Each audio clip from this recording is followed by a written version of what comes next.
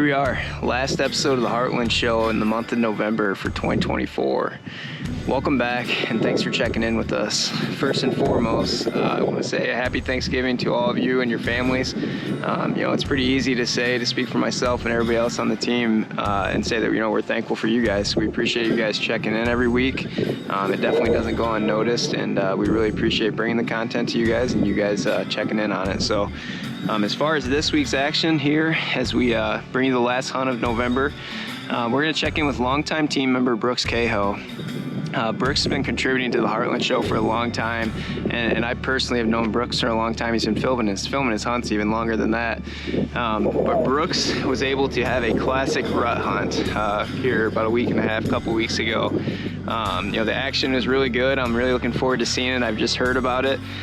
So I'm just as excited to check it out as you guys, but really happy for Brooks as he was able to get this, really a giant on the ground. So looking forward to checking this out. And moving forward here as we wrap up November and move into December, it's a good time to key in on these mature bucks as they're coming back into their home core areas on your farms, and hunt those food sources in the afternoon and catch these bucks. I mean, they're gonna come to feed as well, but they're also, might be on a mission just to check those food sources and go through all the does that are on there. So it's even better right now because we've got really good temps here in the last week of November.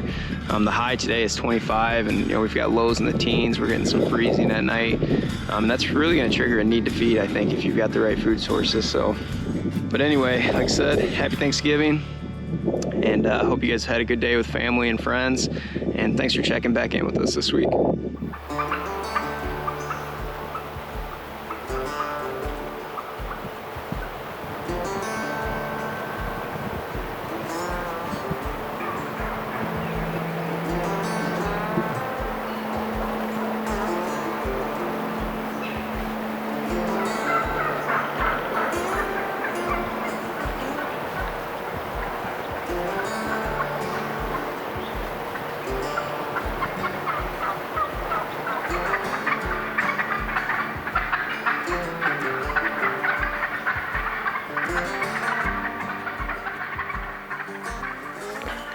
Today is Friday, November 8th. I have a doe, big old doe bedded, about 150 yards this way, looking right at me, so I can't really move, but I just wanted to get an interview in quick. I'm set up in a new stand for this year. See what happens. It's too open and they're right at eye level with you, and so it's going to be interesting. I'm going to need a doe to get chased through and not be aware of what's going on to get it done. But hoping today to lay eyes on something a little more mature, and who knows what might happen. It's that time of year where any deer could walk through at any time. So going to try an all-day sit here and see what happens. I think there's either deer or turkey coming, so I better get settled in.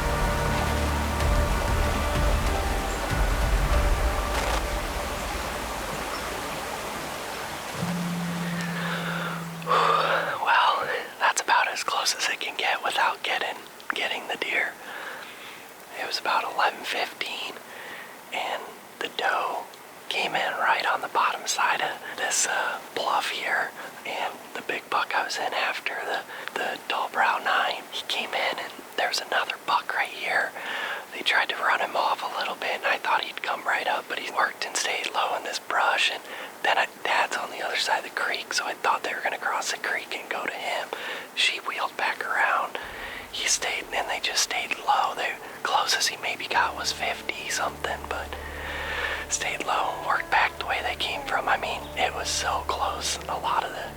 At multiple different times, I thought I was going to get a shot at him, but especially with the steep downhill grade here, I definitely didn't want to shoot anything over 40, so way it goes sometimes, but that was a good encounter right there, but almost got it done on a big 5.5-year-old right there, so still gonna put my all-day sit. We'll see if they come back through, but if not, it was a successful day nonetheless.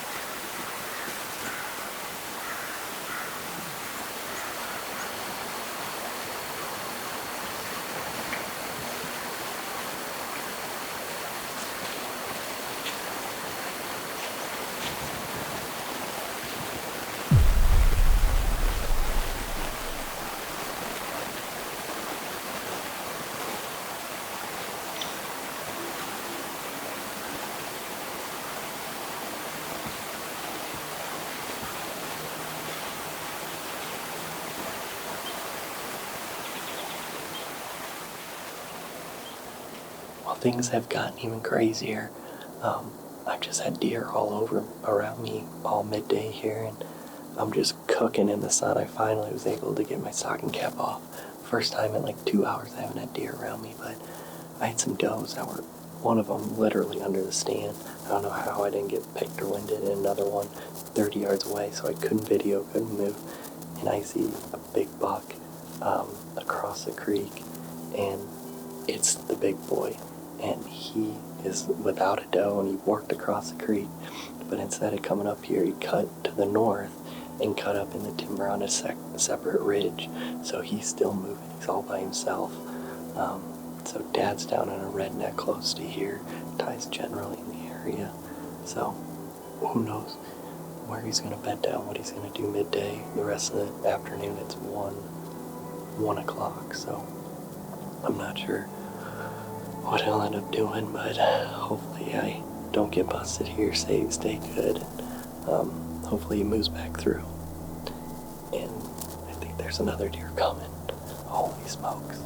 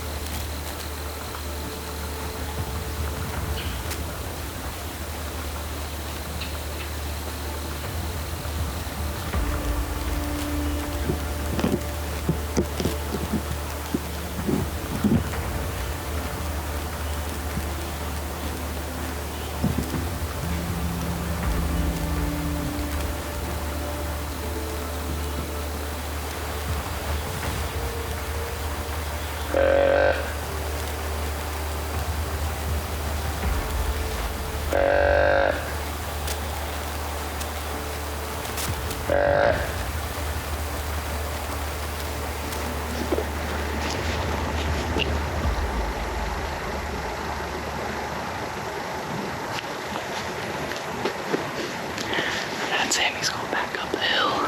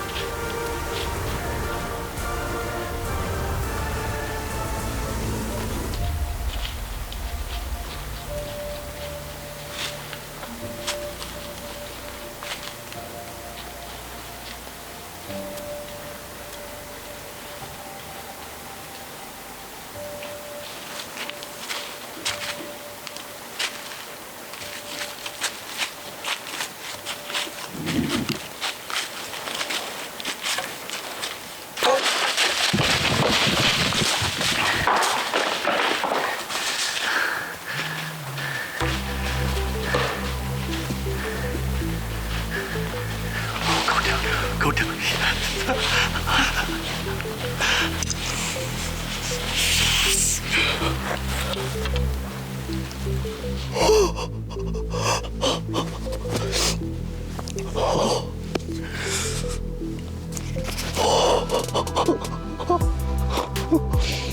Oh my gosh.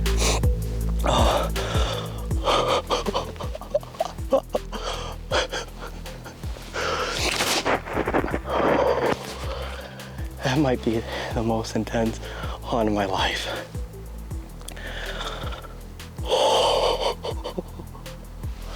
I don't know if it was right on the edge of frame. I just drew back and shot. I mean, he was so close that the whole sight picture was his body. And he's dead 40 yards away.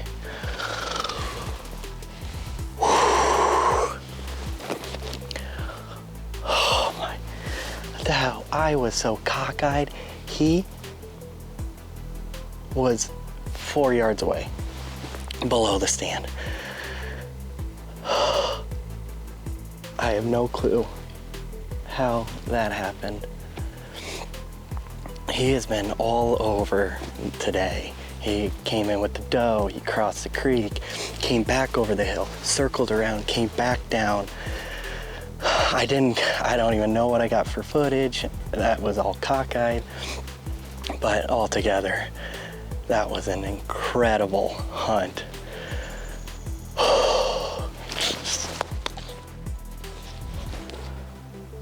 Oh, yes, yes. It's not even cold out. Oh, that feels good. That one feels good. Dad and Ty are coming over. The trail they gotta drive in on is where he died, so they'll see him before me probably.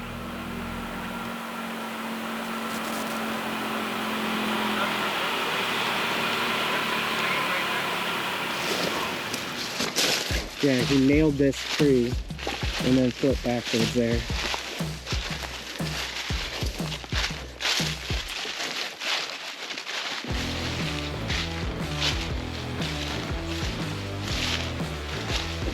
Oh geez. That's a big body. Well, let's get him tagged up.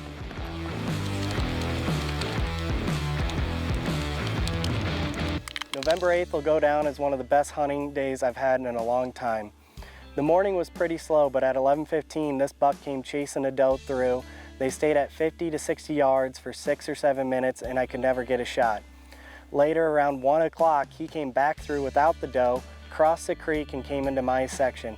He was messing around behind me all afternoon with does, fawns, small bucks, and eventually at about 1:30 he came down the hill to run another buck off and came right behind me at 4 yards.